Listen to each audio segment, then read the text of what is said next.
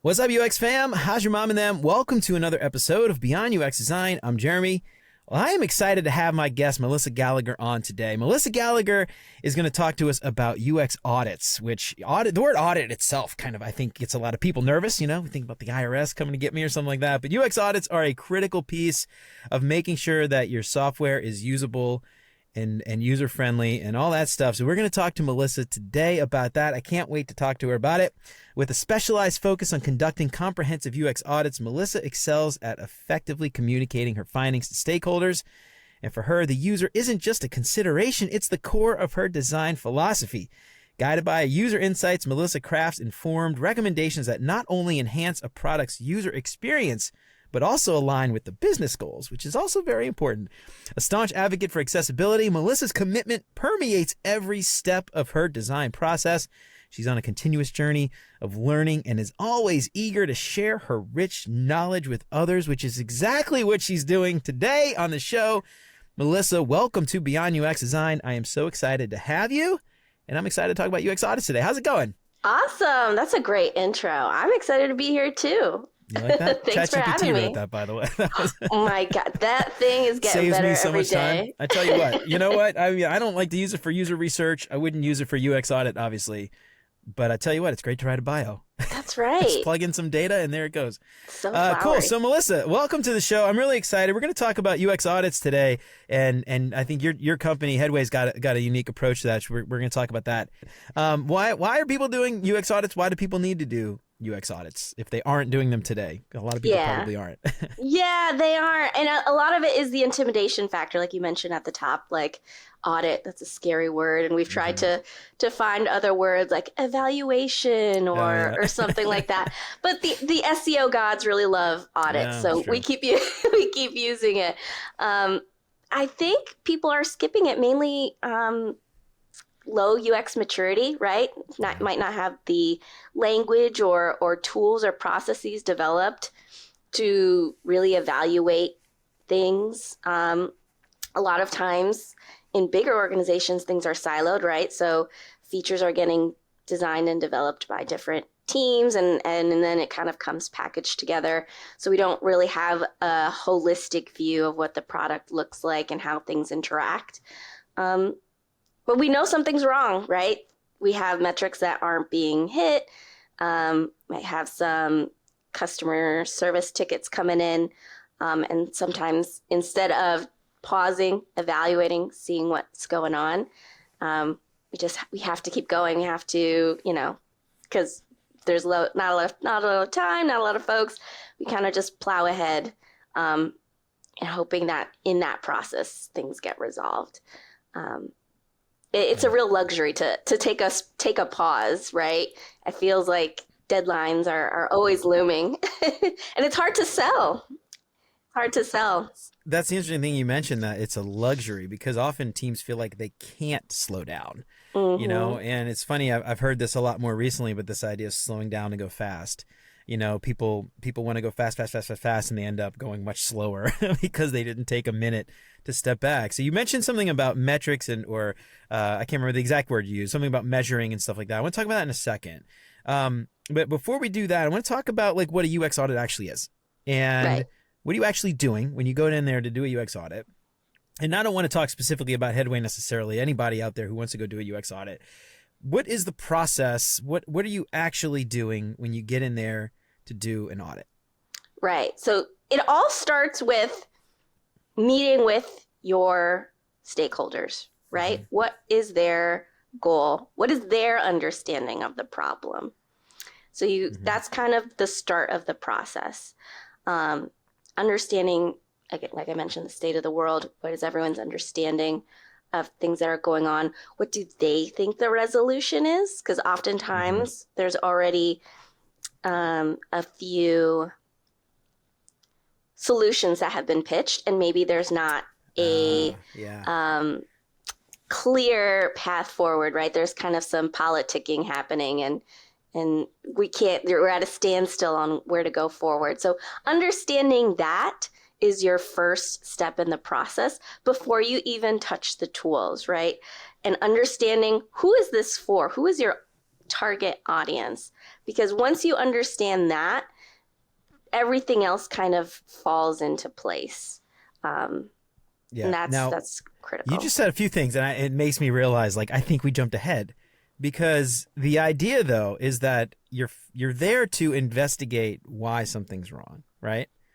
But in order to understand that something is wrong, generally, you have to have some measure to know whether or not something is effective or failing or successful. And so I said we were going to talk about measuring and things like that in a second, but maybe it's better to talk about that before we talk about the audit, because it's one of those things where I feel like you do the audit, right? Correct me if I'm wrong. You do the audit because there's a problem, and your job as the auditor, is that the right word? Is it? I hope you don't go with that. I'm the auditor. That is probably maybe worse than audit. Having an auditor, being an auditor. But yeah, that idea, though, is that there is something wrong, and we're coming in to look at everything, to understand, take an audit of what is there, and then go back and say, these are why we think something is failing. But in order for that to happen, right, that idea of metrics, OKRs, KPIs, whatever tool your company uses, your team uses, maybe let's talk about that first, actually, because that sounds like it may be the impetus for even having this process kick off in the first place. Is that accurate? Yeah, I mean, sometimes we come in and the decision has been made already to redesign an app or a website. So what stays, what goes? Why should we not bring this into our fresh new design? How do we decide, is this still we don't want to bring the same problems anymore into this new design. So a lot of that is that's kind of where it starts, of just like evaluating, what do we want to change? What is still working? Because sometimes it's not always all bad, right? Sometimes we learn things that, actually, this thing that we thought that folks didn't like, they actually really like it. We need to lean into this a little bit more. So it all starts with, like, what are we even measuring anything, first of all? Because sometimes that's even the thing of just like how often are people like not even checking a thing? They don't even know. I hate to use like bounce rate. Obviously, is not a very good metric, but bounce rate, for instance, like if you don't know that people are getting to your page and then quickly leaving, then how do you even know that you need to go in and fix something? If you're not even checking those things. Obviously, there's better metrics than bounce rate, but that's just like a silly example. But if you aren't measuring, you aren't tracking, and that isn't something that you've established from the beginning, right? And that's something I think a lot of teams, because they're moving so fast, that metrics, that really putting a lot of deep thought into objectives, into key results to know if we're going to hit those objectives, the metrics to use to measure the things. That's a lot of effort. And often it requires tools, Amplitude or like any other number of tools that are not cheap. Google Analytics does some, but not very well, I don't think, for software. So, maybe that's something you could speak to when we get there, because there's a piece of this too that I want to talk about in a minute, which is, after we've done the audit, implemented the changes, then measuring to make sure that it was successful. But, again, it's just this idea that teams are just going so fast that they stop. They never take a minute to stop and think about the direction they're going. Right. And so exactly. Anyway, I find that really fascinating. So we established the metrics, the objectives, key results, KPIs, whatever you want to call them, whatever tool your team uses. You've established that you found a problem. Now we've hired a team, we have a consultant, or maybe my internal team is going to do this UX audit, of the software. The purpose of an audit is to obviously uncover what's wrong, right? And then go from there. So when you are trying to sell this to a stakeholder or somebody, you mentioned low maturity, you might get pushback when you say, I want to do an audit, or I want to uncover this. So how do you sell that idea of a UX audit to a stakeholder or someone who may actually be somewhat unreceptive to the idea? Oh, that's a great question. I would say, to use an analogy of just your car, for example. I love analogies. Good, because that's the best way I can explain things to stakeholders, is like, let's talk about a real world thing, right? If you take your car to the mechanic and you just say, hey, fix it, I can't guarantee whatever it is that you think is wrong will get fixed. Someone's got to go under the hood, lift it up, take a look. Maybe they have to drive it down the street and back to actually understand, like, okay, here's what needs to get fixed. And a lot of times I think stakeholders are, in my opinion, kind of scared, again, like the car thing, that you're going to find too much, right? As someone coming in outside, we're kind of looking at your dirty laundry. And so we want to make sure that, like, we're going to give you recommendations and a timeline for how to fix things. But at the end of the day, that's up to you. And so kind of inspiring that confidence of, hey, we might find 100 things wrong. Truly, you might only have time to fix 5 of those things. Right. It's a great point. Yeah. Right. And that usually helps inspire confidence of, like, okay, it can be overwhelming if you come out of the audit and it's like, everything's wrong. The house is on fire. We have a million things that we need to fix. But taking that extra step of saying, hey, we're going to find things. You're not going to have time to fix them. We're going to help you prioritize what's important based on those metrics that we established before. And that's how you get buy-in of, like, hey, you want to, I don't know, you want more people to subscribe to your newsletter? Great. When I'm going through the audit, I'm going to make sure that that's front and center. That's going to be part of my recommendation of, you said this is important to you. It's not. Those dots aren't connected in the interface. Yeah. And so, yeah. Yeah. You know, it's something that I think about a lot too. And this goes back to the classic business kind of, what's the right word? Everyone says that UX designers need to understand business. Understand business. You need to have a business acumen, or whatever the people say, right? And it's interesting because this goes back to this idea that I've been trying to promote, which is you don't need to understand business. You need to understand your business. You need to understand what your business cares about. And when we talk about metrics and KPIs, it's not just click rate, bounce rate, sign up rate. It's what is the business value? And is that translating to the software? Right. Is the software helping meet that business need, that thing that the business decide? If it's increased growth, that might look different than increased revenue. You know, if it's increased market share, that looks different than something else, right? So, you know, what the business cares about, what your business cares about, is something that I think should be something every designer on the software team, regardless of their level, is thinking about, or at least aware of at the very least. And to me, when you've got those stakeholders that are pushing back because they don't see the value, if you come in and you're like, well, the business cares about blah, blah, blah, and this thing isn't doing something, and you're tying it directly to that business metric, not the software metric, but the business metric, you now look like you know what you're talking about, and it's going to be very hard to dismiss you as, you know, oh, the little artsy designer, go play with your crayons, and we'll let you know when we have a feature ready to go make pretty. You know, right. And I think that's something really important is tying, you know, that it's kind of like you mentioned this, I'm calling it out, but like this idea of like making sure that those metrics and stuff, that you're understanding what the business cares about. And that's something I feel like a lot of designers, they just think, oh, I'm just there to make it pretty. And that's 100%. Cool if that's going to be your job. But, you know, if you want to be taken more seriously, I think you got to start thinking about those things. And in this case, when it comes to UX audit, tying that back together is going to make you, you know, it's going to make your opinion that much more valid, I think, right. Especially when you get the pushback. And I'm not saying I'm the strongest, I have the strongest business acumen, right? I am listening. I heard you say this is important, and this isn't here. Yeah, that's right. Ultimately, because sometimes we can get intimidated as well of like, listen, I'm a UX expert. This is where I've dedicated my time and my expertise in, you know, learning and knowing this.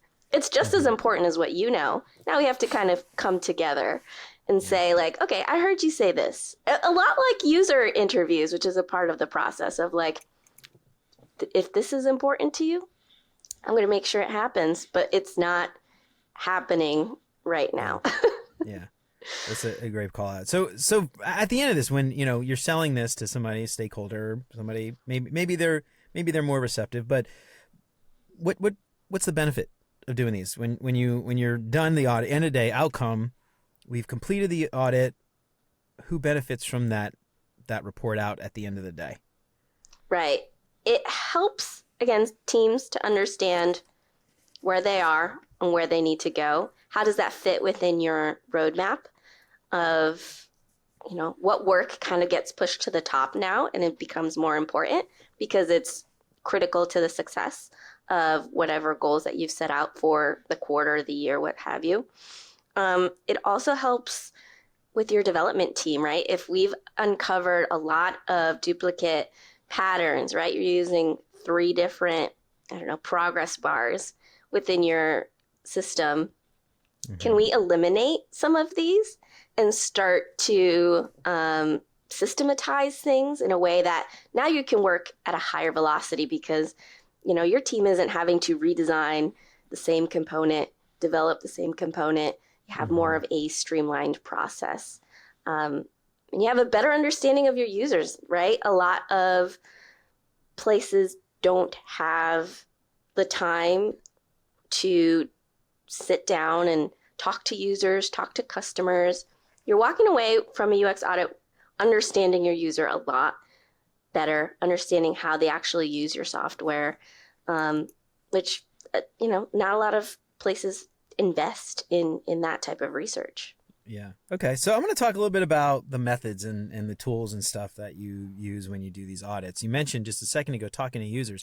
Is that something that you make as part of your standard process when you come in and do an audit, or when I'm hoping that an internal team understands their users. I'm hoping that you've got more than just a couple random persona cards that people reference, and hopefully those are based on real data, real people, real users. But I'm curious, is that something that you try to do as part of an audit, or is it mostly desk type research where you're secondary research where you're looking up things that people have already kind of uncovered, or do you do some of that primary research, talking to users and interviews, things like that? Yeah, I mean, it depends on the length of the audit, right? The famous UX answer to everything. It depends. Depends on the length of the audit, right? If we are been tasked for kind of like 1 week, come in, take a look at things. We're very clear on what the problem is. Can you come in and take a look? Sometimes we're looking at that secondary research and establishing patterns, coming in as a fresh set of eyes. Mm-hmm. With a little bit more time, conducting some unmoderated user tests. So giving folks a task and asking them to go complete it. And then we're having them, screen record. We like User Brain for that. Okay. But there are different tools out there. Pick your poison. And then showing that to folks, that has a greater impact on the decision-making process. And it helps, again, get that buy-in. Because it's not just me and my opinion, you and your opinion. Mm-hmm. It's just like, okay, we've brought in 10 people to add this thing to a cart, and they just can't. So now we have a baseline for establishing the next part of like, okay, let's see, based on some heuristics, some principles, why that might not be happening and how we can fix it. Right. Okay. So it's interesting because I guess, again, it totally depends on the time that you have. Right. But if you, in theory, if you're an internal team and you're not an outside consultant coming in that's been hired to do an audit, let's assume you're an internal team. You should have this data already. You should be doing usability studies.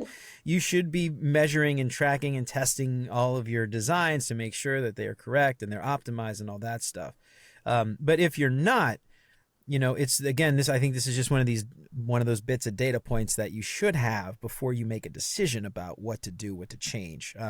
Obviously coming in and just simply doing, I don't know what you might call a visual audit, just kind of scrolling through, I guess heuristic evaluation, I guess would be some of this. Like, heuristic evaluation is based on heuristics, which are sort of standards, the way we think most people function and things like that. Right. But that's an average, right? It's not necessarily the way your very specific users, especially in enterprise where you've got, if you're, enterprise, very specific users who may have been trained, who may have 50 years of experience or something like that. Yeah. Your users are not going to be like the general public necessarily. Not to say we want to design bad software for enterprise. That hurts my heart a little bit, but that is the case. Like, taking those things into account.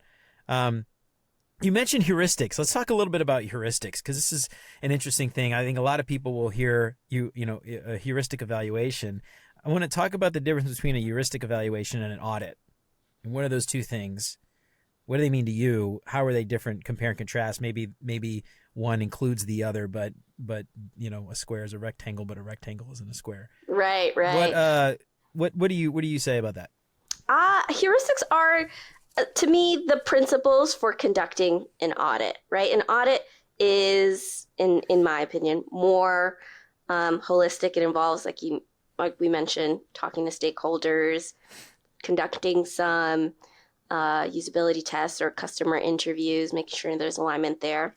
And then taking these, like you said, general principles, general guidelines that have been established of how do humans interact with their computers, and then taking that and kind of measuring how close or how far we are to these established guidelines, right?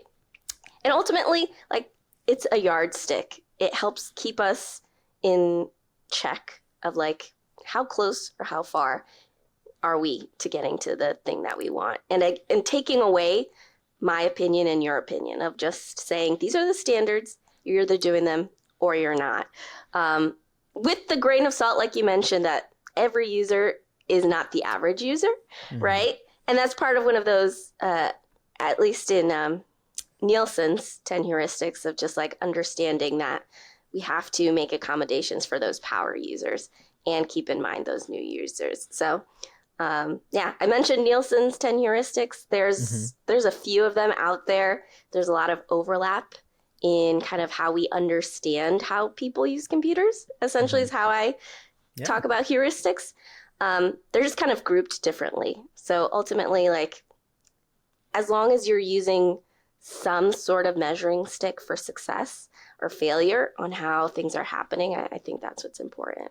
Yeah, cool. Yeah, so I mean, one of the things I'm just thinking in my head, but using these frameworks, I mean, I don't know. One is that maybe each has their own pros and cons. I don't really know a lot about the various heuristic frameworks, to be honest, other than the fact that there are many.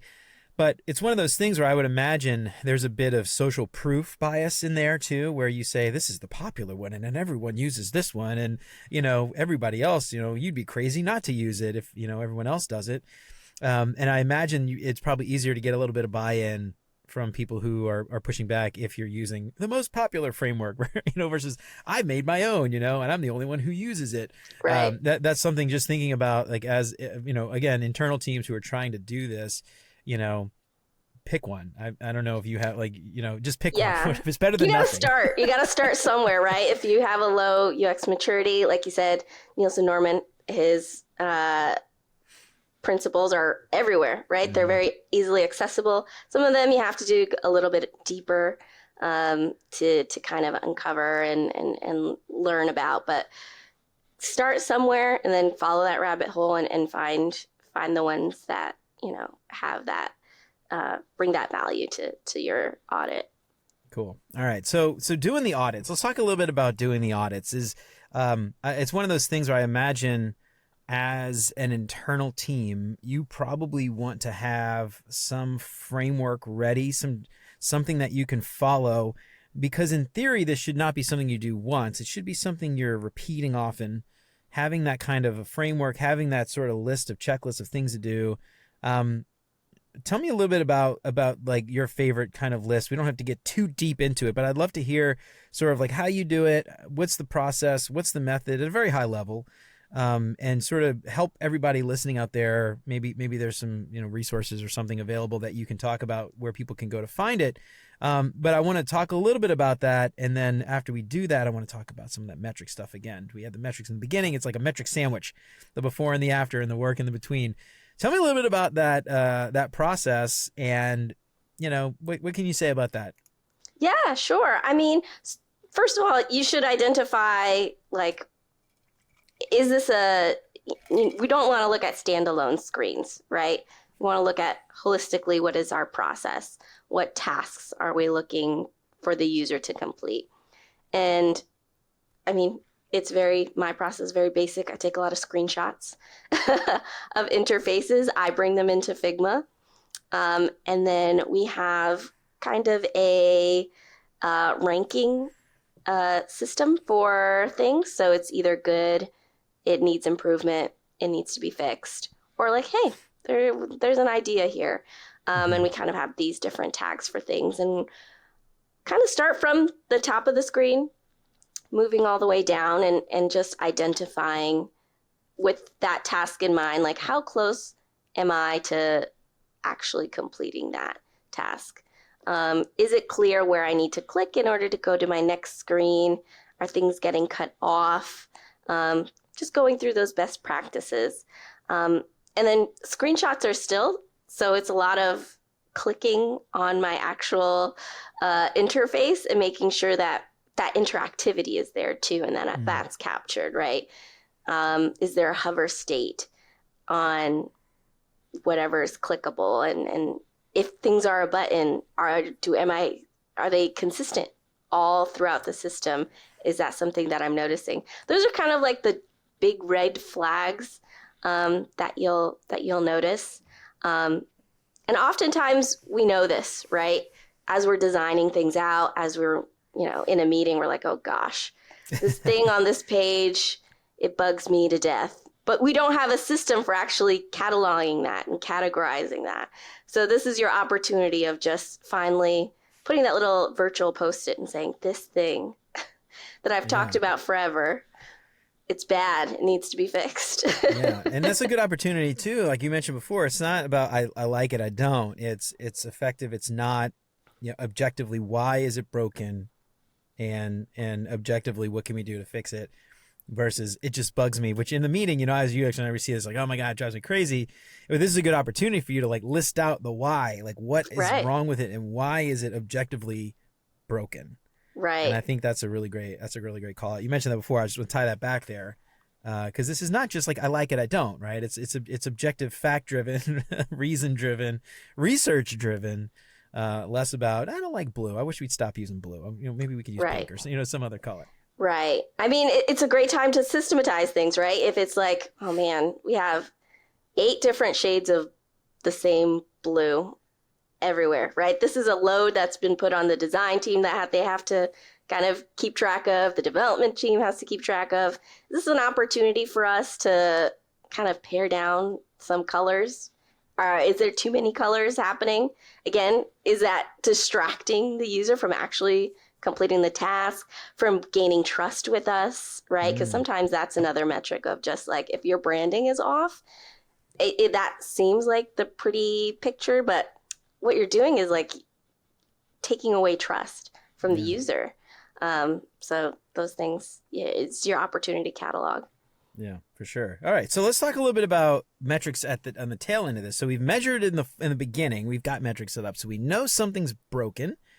What kind of metrics do you use at the end? Do you try to use the same metrics to say, look, we were doing this poorly before, same exact metric after has improved? You have new metrics. Do you set up new metrics? What are your thoughts about like measuring all this work that you've been doing to make sure that it's actually, value added work and not a total waste of time?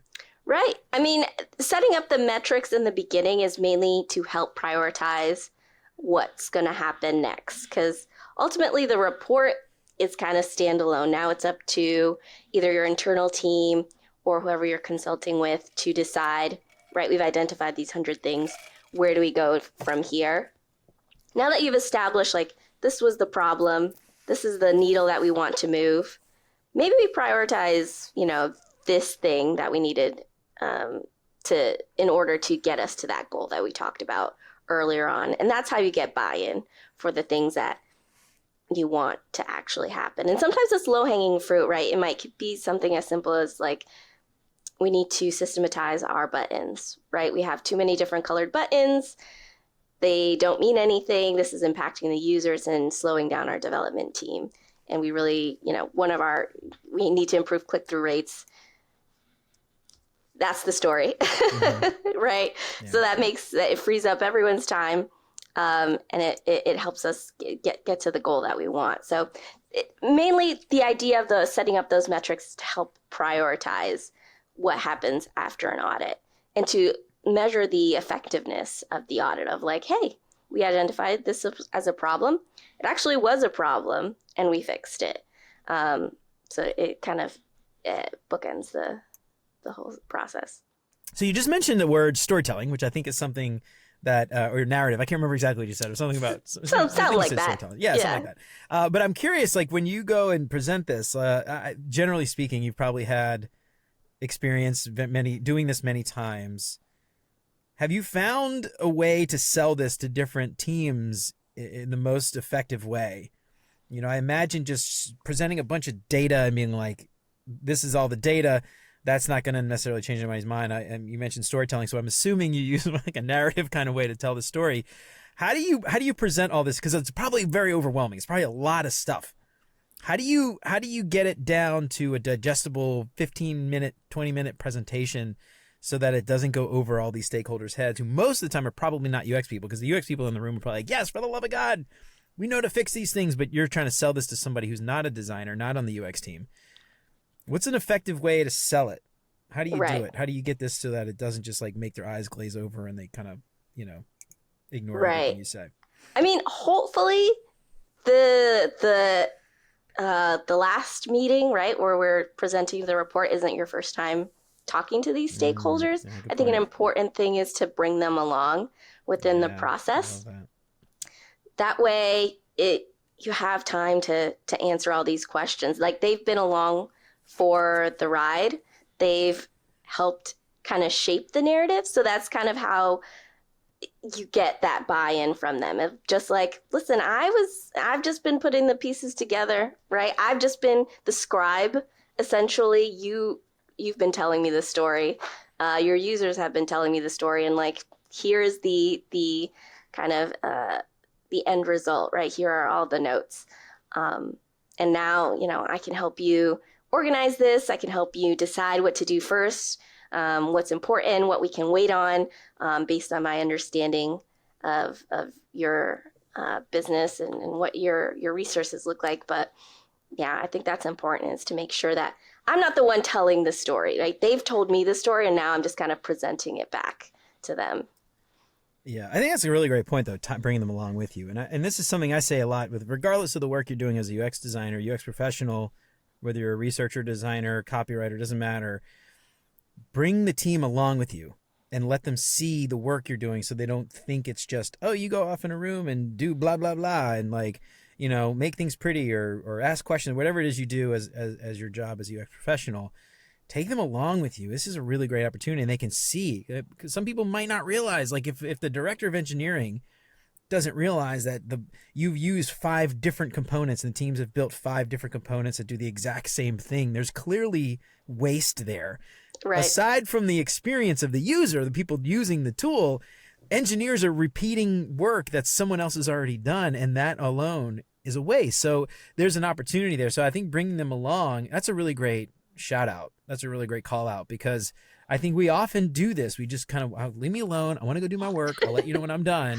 Yeah. But, especially when you've got a team with relatively low maturity that might not trust the UX team to do the work, to do the things that they need, that's a really great opportunity.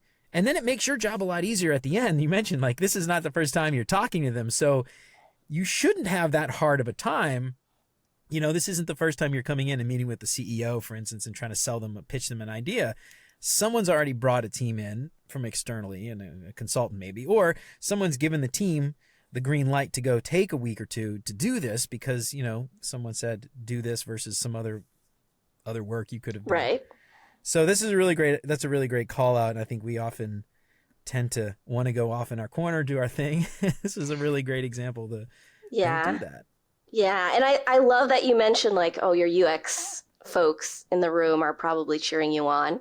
And I've found that a lot of times coming in as a consultant, that the UX folks on your team or the design team, they know what's up, right? They know what's happening. So I like to make it my mission for them to feel empowered, because it's easy to be the outside voice and stakeholders say, oh, Melissa said this as the consultant. Yeah. We got to listen to them. But it's like you need to listen to your folks as well, and kind of giving them as well the tools of, okay, this is kind of this is the process. This is how you speak to get the things that you need done. And then I can kind of disappear and they take ownership just, of. take a step back, you just walk back. Yeah. Done, yeah. And then things are working. Yeah. Seriously, what's that bias? There's a bias for like the outside expert that comes in and like swoops. What is that? I don't know. There's probably I'm sure there's a term for that. But I've actually talked with other consultants, like software consultants, a lot of agile consultants and things like that. And they'll say like often they come in, the first thing they do is talk to the team because the team knows exactly what's wrong. And it's like the only reason anything changes afterwards is because this expert came in and did a thing. And I feel like that's kind of one of the problems with like, well, maybe one of the benefits of hiring an outside team to do this, assuming someone values it enough to pay to sign the check. But that team, the outside team, is often trusted for our many cognitive biases that humans kind of tend to have. They trust those outside teams more because they're the expert and they do this all the time. So, anyway, if you can bring that outside team in, if you can afford it, there's a benefit there, I think, especially with the stakeholders who might be hesitant to listen to the team, but yeah, it's sad that that's the case, but that is often the case. Right. And I think that's what we love to do at Headway is just to plug into the team, right? Is not to help that team feel empowered, right? We are a part of this. We are, we're coming in from the outside. We have that fresh perspective, but ultimately we're doing this with you, not for you. And, we want to make sure that if this is the end of our engagement, that you have the tools to be successful and that the people, who are on the team are empowered to continue on and with the success of the business. Cool. Well, you mentioned Headway. I want to talk a little bit about Headway, and just to clarify, anybody listening, Headway did not pay to come on. This is not this is not a paid. Maybe we could talk after. We'll say I'll send you an invoice. No, I'm kidding. But yeah, this is not paid. Obviously, this is not meant to be like a sales pitch for Headway. But I'm curious. You guys have done this for a while. I'm curious, like, what kind of sets your process apart? Is it just that you've done it so many times it's become sort of second nature? You got it down to a science, but what kind of, when you come in Headway, what do you guys do that might be different than what other teams may be doing? Yeah, I mean, we kind of touched on that already.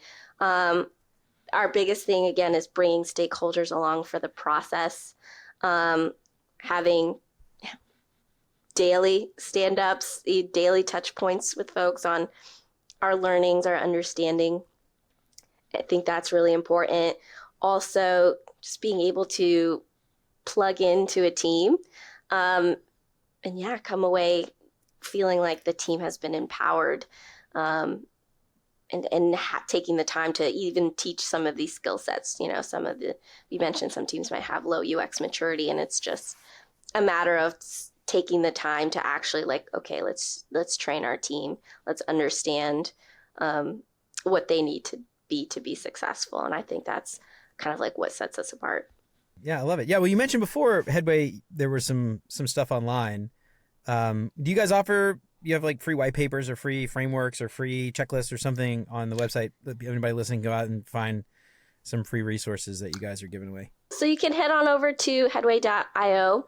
Under our resources tab, you'll kind of find our UX audit checklist, some blog articles that's been written by the team on how to conduct UX audits, some best practices.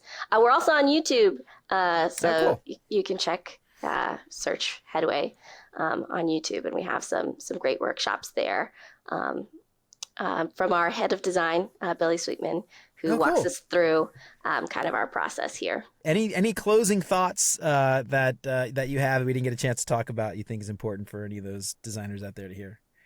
Yeah, I mean, audits don't have to be this big, scary thing. You can do them really quickly, within the time frame that you have if you make time. Whenever you get a new project or a new request to change something, maybe as part of your process, take a minute and, evaluate it first.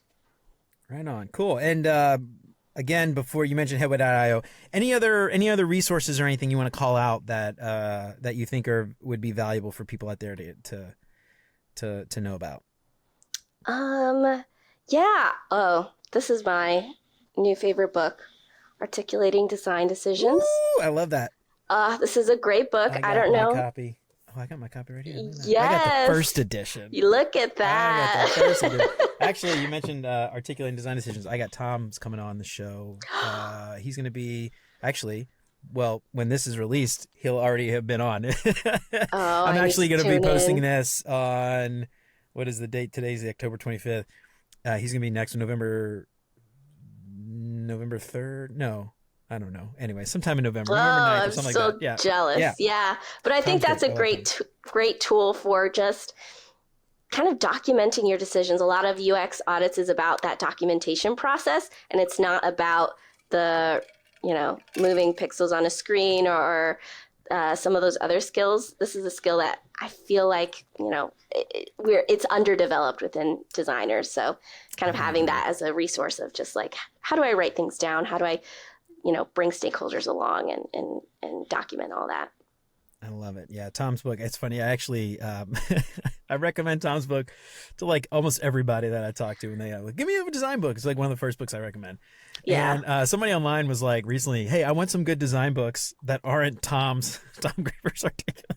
Don't. It's like, you don't need to tell me about Tom. Else. Give me like another book. So I made some memes. Some memes that we can use. I'll send you the memes. You can have the memes. Oh, good. Feel free to share them. But Tom's like, you're embarrassing me. Would you please stop? Anyway, all right, cool. Well, that's awesome. So Headway.io, check it out. A lot of great stuff out there. Melissa, I got some questions to ask you to help all of our listeners get to know our guests a little bit better. You got some time to stick around to answer some silly questions that are completely unrelated to UX audits. For you, Jeremy, yes. Only for me. All right. I love it. All right. First up, what is your favorite non-design book? Oh, man. Such a good question. I would say Emma by Jane Austen. I really love. Classic. All right. I love Jane. I love it. We're on a first-name basis. Yeah, Jane, yeah. That's awesome. Is she? Yeah. When did she die? When did she die? That was like 1800s. Yeah. She's been gone for a long time. She's gone. We speak. We communicate. That's posthumously. Right. All right. What is your favorite non-design podcast? Ooh. I'm trying to think. I used to listen to podcasts a lot while I worked, and then when doing UX audits, having to write a lot, I've had to be like, okay, I can't hear other people's voices I know, yeah, when I'm writing. But I would have to say recently, I've been listening to Terrible Thanks for Asking, which is a kind of like lifestyle podcast. Yeah, I really like that one. Is that NPR? Is that NPR? Is that NPR? One of the NPR people? I'm not sure. No. Okay. Anyway, I don't know. maybe it gives NPR vibes for sure. Yeah, though. It's got NPR vibes. Yeah. I can't listen to anything with words. Well, music I can listen to with words, but yeah, like I try to listen to audiobooks and stuff. That doesn't work when I'm working. No. I have to listen. Recently, I've been on a lo-fi beats kick. Oh, me sounds too. Like I'm like in like a fancy New York hotel lobby or something. Nice. Yeah. And then I've reserved those, the audiobooks and the podcast for when I'm sitting quietly in a room. And I'm like, that's kind of the anti. That's what I listen to when I do the dishes. That's what I do. Take the time to do that after we eat dinner. All right. What is your favorite meal? Oh, so do you mean like breakfast, lunch, or dinner, or like the actual food? Yeah, your favorite thing that you've eaten. So it could be something you've cooked, something you've had on a trip somewhere, something your grandma used to cook, whatever. Favorite meal you've eaten. Yeah, that's a good call. I like lunch. I was gonna say, is that it?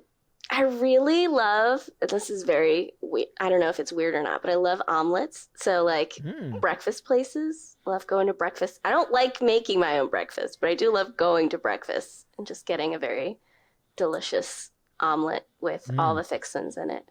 Right on. Yeah, I like a good breakfast too. Yeah. I get, whenever I go, I'll do an omelet as well, and I get it like loaded with like literally everything. It's just like a tiny little layer of egg, and then like I don't know, all the stuff inside of it. Yeah, for sure. I like breakfast. I like to do breakfast for dinner. Breakfast for dinner is the way to go. My kids like that too. Yeah, I had cereal the other night, and it was what I needed. All right, what's your favorite vacation spot? Ooh, well, my husband's family has a house in Cape Cod, so we go there a lot. Fancy. Cape Cod, Massachusetts. Yeah. I'm jealous. I've actually never been to Cape Cod, but they always make it out to be very, very fancy and very, very nice on It's the very movies, on TV and stuff. Yes. Have to go at some point. Recommend. Yeah, we just moved from New Orleans up to Cincinnati area. So we're not close, but relatively closer than we were from New Orleans. So maybe at one point we've just been going to Michigan. We found Michigan beaches recently. That's been fun. Nice.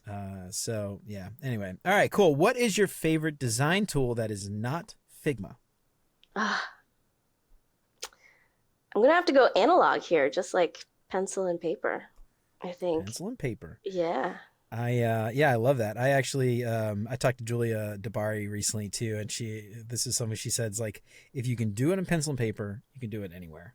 So, screw your design tools. You can do it in pen and paper.